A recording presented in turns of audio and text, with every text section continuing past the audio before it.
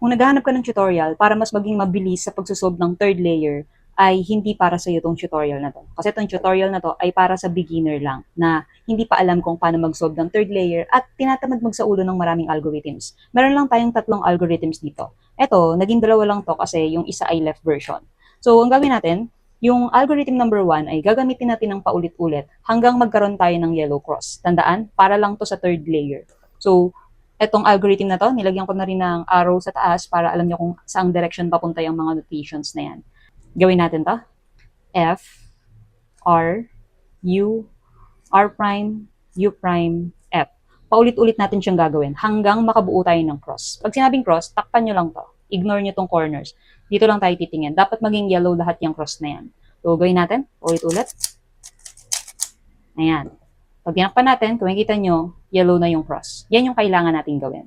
So, ang strategy lang doon, para hindi kayo masyadong magtagal, ay ganito. So, halimbawa, in-apply nyo siya, tapos nakakita kayo ng ganito, yung parang L shape, pero baliktad. Ipwesto nyo siya agad dito sa upper left. Ganyan.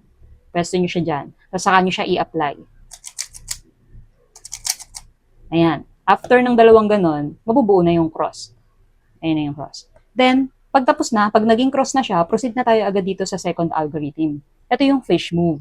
So, gagawin naman natin to hanggang sa maging fish yung nasa ibabaw. Pag sinabing fish, ganito yung itsura. Ayun o, may head tapos may tail. Okay?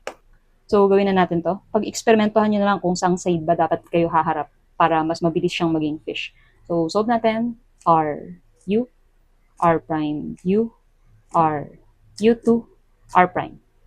Ayan, naging fish na. So, isang beses lang natin siya ginamit. Depende. Depende sa pattern na makukuha nyo. So, pag naging fish na siya, titingnan nyo yung ulo ng fish. Hahanapin nyo yung yellow na malapit sa kanya. Ito yun. Doon kayo haharap. Now, dahil ang yellow ay nasa kaliwa, dito na natin gagamitin yung left version. Kung halimbawang nandito yung yellow, then ito yung gagamitin natin. Pero dahil nasa left yung yellow, sundan natin to. L prime, U prime, L, U prime, L prime, U2, L. Masosolve na yung ibabaw niyan. Pag nasolve na yung ibabaw, proceed na tayo dito sa number 3. Ang goal naman natin dito sa algorithm number 3, kailangan magkaroon tayo ng headlights. Yung dalawang corners na parehas ang kulay. Halimbawa, ito blue tapos green, magkaiba. Ito, magkaiba yung kulay. Ito din, magkaiba. So kapag ganyan, walang magkaparehas na kulay, apply nyo lang to kahit saan. So kahit saan, pwede natin gamitin. Halimbawa, dito tayo humarap. L prime U, R, U prime, L, U, R prime, U prime. Naging fish na siya. So, ganun ulit. Every time na magkakaroon kayo ng fish, lagi niyong titingnan yung head ng fish at hanapin niyo yung yellow na malapit sa kanya. Ito yung malapit na yellow at nasa kanan siya. So, yung right algorithm ang kailangan natin. R, U, R prime, U, R, U2, R prime. Okay, observe ulit natin kung may parehas na.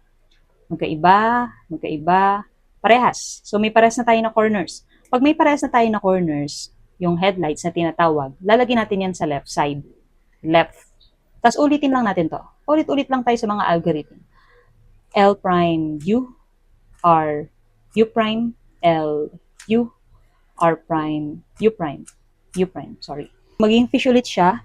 Fish ulit, hanapin yung head, tingnan yung yellow na malapit, nasa kanan, kaya balik tayo dito sa kanan.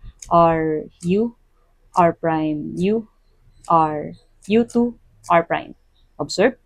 Ayan. So, kung makikita nyo, lahat ng side ay may headlights. Iayos natin sa tamang kulay. Red, green, orange, blue. Okay. Kapag ganito yung nakuha nyong case, may isang solve na. Lagyan nyo sa likod yung solve na yon. 3 na lang yung kailangan nating pagpalitin. So, para ma-solve natin to, 2 algorithm number 2 na lang ang kailangan nating gamitin. Yun ay kapag solve na yung isang side. So, nasa likod yan. Titingin kayo dito sa gitna, yung naiibang kulay, at tingnan nyo kung saan nyo siya dadalhin na direction. Dahil ito ay red, dito nyo siya kailangang ilagay.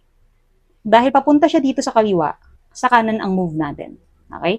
If ever orange to, na papunta dito, then dito tayo mag-move ng alg number 2. So, dahil ito ay papunta doon, dito tayo sa kanan gagalaw, gamitin lang natin to, R, U, R prime, U, R, U2, R prime. Magiging fish ulit.